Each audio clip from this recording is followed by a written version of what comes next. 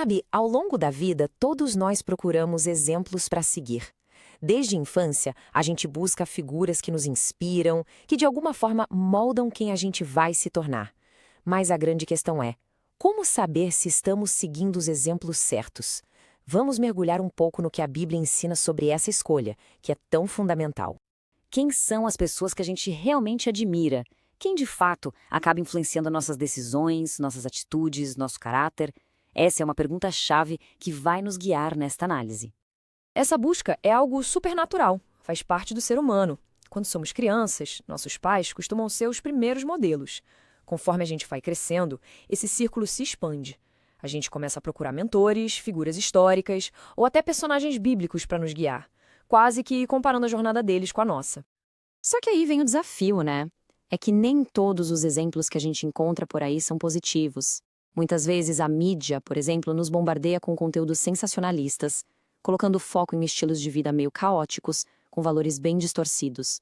E isso acaba criando um ambiente muito confuso, que torna difícil a gente discernir qual é o caminho certo a seguir.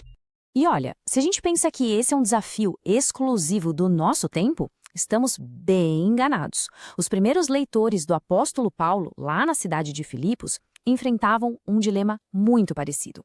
Eles viviam num mundo que também era corrupto e imoral, muito semelhante ao que a gente vê hoje. A grande questão sempre foi como reagir a tudo isso. É exatamente nesse contexto que Paulo escreve. Na sua carta, ele apresenta um contraste muito claro entre dois tipos de modelos, dois caminhos completamente diferentes que as pessoas podem escolher seguir. Vamos dar uma olhada mais de perto nessa distinção que ele faz? O interessante aqui é a clareza dessa comparação.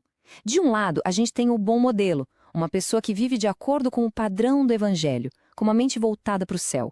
A vida dela aponta para uma realidade superior, sabe? Do outro lado, o mau modelo, que Paulo chega a chamar de inimigo da cruz. Alguém com uma mentalidade puramente terrena, cujo foco está nos próprios desejos, nos próprios apetites. A diferença fundamental, como a gente vê, está no foco: autossacrifício contra autossatisfação.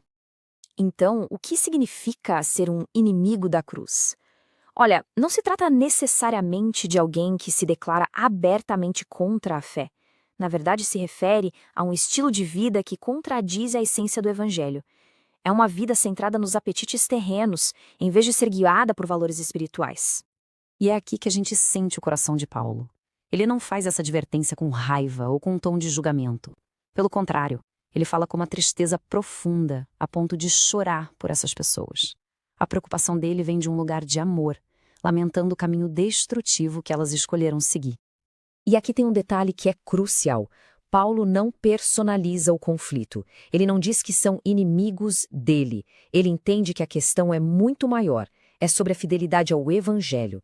A cruz nivela todo mundo. Ela mostra que todos são pecadores e precisam de um Salvador. A inimizade, portanto, é contra essa mensagem redentora da cruz e não contra o apóstolo. Ok, então, depois de entender essa diferença entre os dois caminhos, qual é a orientação prática de Paulo? Como os cristãos de Filipos deveriam reagir a essa realidade? Vamos ver a instrução bem clara que ele oferece. A instrução de Paulo é muito direta e prática. Ele não diz para a gente gastar energia confrontando ou ficando obcecado com os maus exemplos. Pelo contrário, o foco deve ser positivo. Primeiro, observar com atenção aqueles que vivem de acordo com a fé. Segundo, imitar essa conduta. E terceiro, como ele também menciona em Romanos, simplesmente se afastar daqueles que promovem divisão e escândalo. Então, o ponto central é este. A nossa energia espiritual é um recurso muito valioso. Em vez de desperdiçá-la analisando e se frustrando com os maus exemplos, a sabedoria está em canalizar essa energia para imitar os bons modelos. Onde a gente coloca o nosso foco, acaba determinando a direção da nossa jornada.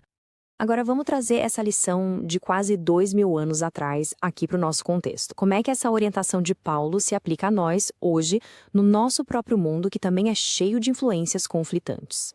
É claro que o único padrão de perfeição é Jesus. Ninguém mais é impecável. No entanto, isso não nos isenta da responsabilidade. Mesmo com as nossas falhas, as nossas vidas podem e devem servir como exemplos positivos para as pessoas que estão ao nosso redor. E isso nos leva à pergunta final, que talvez seja a mais importante de todas. olhando para a própria vida, para as próprias atitudes e prioridades. Que tipo de modelo cada um de nós tem sido? A nossa conduta aponta para o céu ou ela está mais focada nas coisas terrenas?